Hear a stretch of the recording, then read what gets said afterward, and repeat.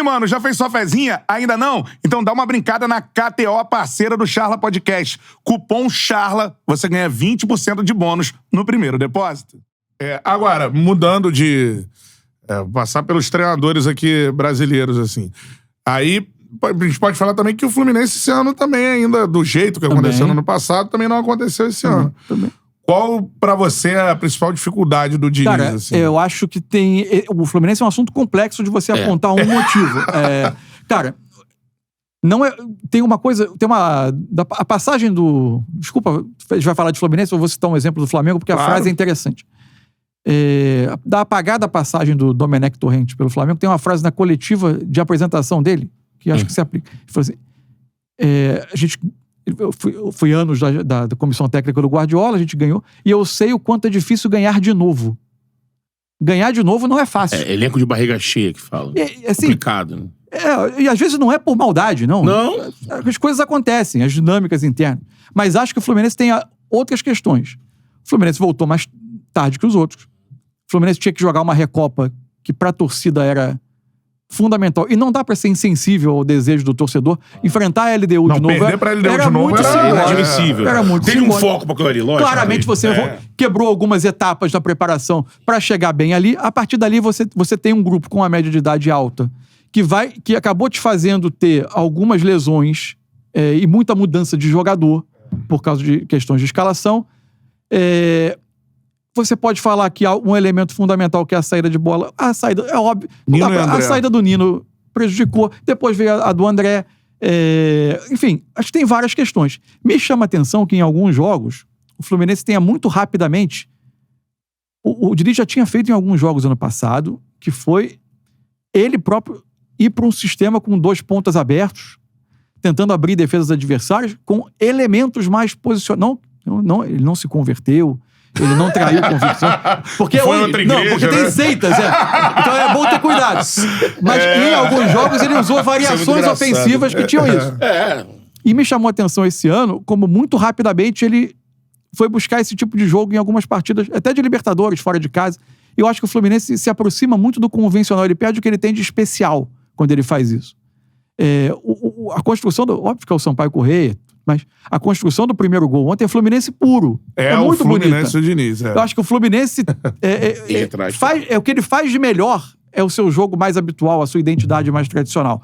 Em alguns jogos eu achei que muito rapidamente ele, por alguma razão, algo que ele sentiu ali, não sei se por ter que trocar muitos jogadores, por tentar fazer algo que os caras estejam mais acostumados, ele migrou para esse tipo de jogo muito rapidamente. Eu acho que o Fluminense perdeu um pouco do que ele tem de especial. Enfim, agora eu acho que a tendência, achei uma sinalização muito legal da diretoria, a renovação de contrato ser anunciada num momento de, entre aspas, de baixa. Porque sinaliza convicção. E assim, o elenco foi... E o elenco... Vocês imaginam esse elenco do Fluminense com essas características, esse tipo de jogador rendendo tão bem com um outro treinador? Acho muito... Ele foi montado muito pro Diniz. Então é muito mais fácil dar a volta na situação com o trabalho do Diniz do que com uma troca, do que com uma revolução. Eu acho que eu ainda acredito que a gente vai ver o Fluminense mais próximo do seu melhor ao longo da temporada. Acho que a chegada do Thiago Silva preenche uma lacuna clara. E, gente, com um cara que tem um nível de jogo na melhor liga do mundo, titular na maioria dos jogos. Não é normal. Marcando os melhores atacantes. Pouquíssima lesão. É evidente que, eventualmente, vai estar um pouco menos protegido do que o Chelsea o deixava. Mas, gente, se tem alguém que pode render no futebol brasileiro, é o Thiago Silva. É o Thiago Silva. E sobre isso, assim, pra gente discutir isso taticamente também, fica muito numa situação... E aí eu, tenho esse embate com os torcedores de Fluminense e tal, que eu sou um grande fã absurdo do Diniz. E aí, quando eu olho essa situação, eu falo, cara, igual esse papo que a gente tá tendo aqui, é um papo mais profundo, né? Sim. Então, assim, o cara bota zagueiro. Aí roda-se os zagueiros do Fluminense, que não vão bem, né? O Manuel, todo Manuel, Felipe Andrade, né? Que a galera pedia, por que não bota o Felipe Andrade? Botou o Felipe Andrade falhou em 2 jogos. Né? E aí volta-se... Aí daqui a pouco eu tô vendo na internet, tá a galera assim... tô com saudade do Thiago Santos na zaga. Aquela parada que a galera... vai botar o Thiago Santos. Então, fala sobre essa questão de utilização de jogador em outras posições. Eu tenho discordado, no Troca, inclusive, de algumas da forma como que o Diniz aborda algumas questões em coletiva, que às vezes me parece que, assim, ele reduz qualquer crítica a resultadismo. Você está falando isso porque o resultado foi esse. Exato. Como se a gente não tivesse... Quando o Fluminense foi campeão da Libertadores, teve jogos em que o Fluminense se desequilibrou. Mas são riscos assumidos. Por outro lado, eu concordo com ele. Não pode ser legal improvisar ou mudar posição de jogador quando ganha e ser ruim quando perde. Sim. Não dá, tem que decidir o que a gente quer. Se você não gosta de mudar a posição, é pra qualquer momento, né? É igual... Não vale botar o Johnny no serviço. Isso. Contra o Inter lá, o Johnny Gonzalez lá na lateral. 5 atacantes de ofício em campo. Não pode aquilo ser bacana, ser ousado, ser... Poxa, como ele pensa fora da caixinha. E no outro, o que esse maluco tá fazendo? Não dá. Não, tá botando o cara de lateral. É igual a história do técnico do Fortaleza. Não dá... botou o menino pra bater o último pênalti, o Kevin Andrade. Não dá pra gente achar que não pode um inexperiente bater o último e também ser contra o Neymar tá guardado pro pênalti decisivo na Copa do Mundo, né? Escolher o que a gente quer, né? Ou pode ou não pode. Se vai guardar Não mudar o conceito de acordo com o que aconteceu. Se é pra bater antes, se os melhores baterem antes, então vai sobrar alguém eventualmente, mas... Pelo momento do jogo, desse jogo aí, eu na hora que vi, eu falei... Mas quem trabalha com o garoto é o Vojvoda, né? Certamente ele teve uma baita segurança no treinamento de que o menino ia acertar. Exatamente. Então, o que eu acho? Aí são opiniões, conceitos. Na dúvida, o Diniz é um treinador caracterizado por uma coisa muito interessante. Durante muito tempo, o que faltava? A gente de poder discutir a ousadia de alguém. A gente só discutia o conservadorismo das pessoas, não discutia a ousadia de ninguém. Exatamente. O famoso medo de perder, tira a vontade de ganhar. Então ele trouxe esse elemento que eu acho saudável demais. Porra! Muito saudável. Que é alguém buscando novas soluções e que, na dúvida, opta pela solução mais agressiva. Né? Então, quase all-in. Eu acho, e com resultado. Exatamente. Com resultado. Então, a partir daí, você pode achar que, conceitualmente, algumas soluções trazem mais desvantagens do que vantagens. Por exemplo, a história do André ou do Martinelli como zagueiros. O que eu penso? Em jogos que o adversário vai te esperar lá atrás, quase não vai te incomodar, e é melhor você ter a bola melhor trabalhada desde o primeiro passe, eu acho que você tira muito mais vantagens. E acho uma ótima solução. Acho que, se o jogo vai te fazer ter que defender a área por mais longos períodos, aí eu já vejo menos vantagens, porque eles não são tão bons defendendo a área. Jogo com o Bragantino do Maracanã, o Martinelli teve dificuldade contra o Borbas no segundo tempo. E saíram gols rapidamente do Bragantino. O Fluminense acabou buscando um empate, mas acho que ali trouxe desvantagens. Tem outra coisa que o Diniz faz que eu acho muito curioso no jogo dele. Estão os zagueiros para fazer o tiro de meta. Então, o Fábio, os dois zagueiros. Se a marcação adversária está encaixada, os zagueiros saem para o lado, vem os dois volantes. Se está encaixada, um dos volantes sai e vem um meia. Só que daqui a pouco, se você consegue sair da primeira pressão, e teve jogo que quem recebia essa bola às costas da pressão para atacar era o Manuel. Aí eu já achava que você não estava construindo tanta vantagem. Você construiu uma vantagem para a saída de bola, mas não era o cara... Por isso que, por exemplo, eu não era tão crítico do Marquinhos lateral.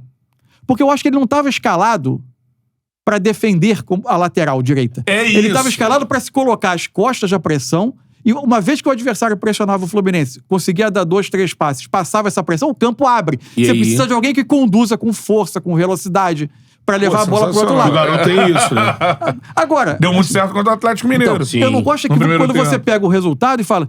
então é porque improvisar não funciona. Ganhou, então improvisar funciona. Tem verdade absoluta. Eu acho que você analisa vantagens e desvantagens. E você não acha que lá fora improvisar é bem mais comum? Bem mais, assim? Tem técnicos que improvisam mais do que outros. O Diniz faz num nível que a gente não vê muito lá fora. O Barcelona, transformar o Mascherano em zagueiro, era uma ideia de ter alguém com passe. Os laterais do Leverkusen, se você for pegar tanto o Grimaldo, né, quanto o Frimpong... só que tem uma coisa. O Frimpong, eu acho que ele é mais um atacante na lateral, e o Grimaldo é um meia, só que ele tem praticamente, de característica. Tem uma questão de contexto. Na Liga Espanhola, o Barcelona passava 80% dos jogos, 90% do tempo com os zagueiros a 40 metros do gol, pelo menos. Realmente. Né?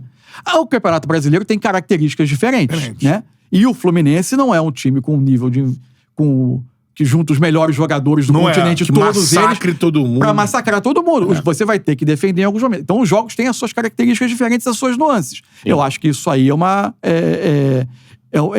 muda um pouco o contexto. Tanto que teve uma época, não sei se vocês vão lembrar, que na Champions League começou a ter um monte de virada nos últimos minutos. Time que precisava fazer 3 gols, fazia 3, 4 gols. E o que alguns analistas começaram a perceber? A diferença econômica entre esses times nas suas ligas e os adversários era tão grande que eles eram quase todos muito trabalhados para tirar o melhor partido dos seus defensores, os defensores que eram melhor de saída com bola, melhor passe, melhor construção, jogar longe. Eles estavam, entre aspas, desacostumados a ter que zagueirar, para usar um termo, sendo pressionados 10, 15 minutos. Aquilo tinha virado antinatural para alguns times. E aí quem precisava, no final, fazer um abafa e buscar gols no final do jogo, estava conseguindo. Porque os caras não estavam prontos para porque era novo. Esse combate. Porque é um contexto diferente do brasileiro. Total. Agora, lembrando aqui, ó, Alex Santos, Stones de volante, Guardiola de lateral. Mas isso é porque... Guardiola de lateral, né? E o Tchouaméni de zagueiro. O Guardiola sempre... O Tchouaméni no real. A história dos Stones de volante entra o Haaland, ele deixa de ter um 9 que participava mais da troca de passe para ter um 9 fixo de pouca influência no resto do jogo, e ele queria então buscar quem vai ser o meio-campista extra. Ele passou a temporada fazendo um monte de experiências. Chegou a ser o Bernardo Silva, lateral esquerdo, para ser o lateral que entrava pro meio. Só que aí teve um jogo que foi decisivo contra o Nottingham Forest. O City, 30 finalizações, fez um gol, perdeu um monte de oportunidade. Primeiro ataque do Nottingham, a bola foi pra direita, o Bernardo Silva precisou defender como lateral. O cara passou por ele, cruzou, o jogo foi 1-1, quase que o campeonato escapou.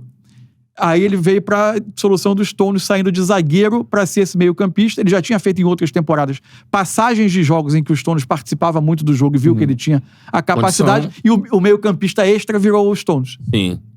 Qual é, meu parceiro? Curtiu esse corte que você acabou de ver? Então se inscreva no Charla pra dar uma moral pro melhor podcast de esportes do Brasil. Tamo junto.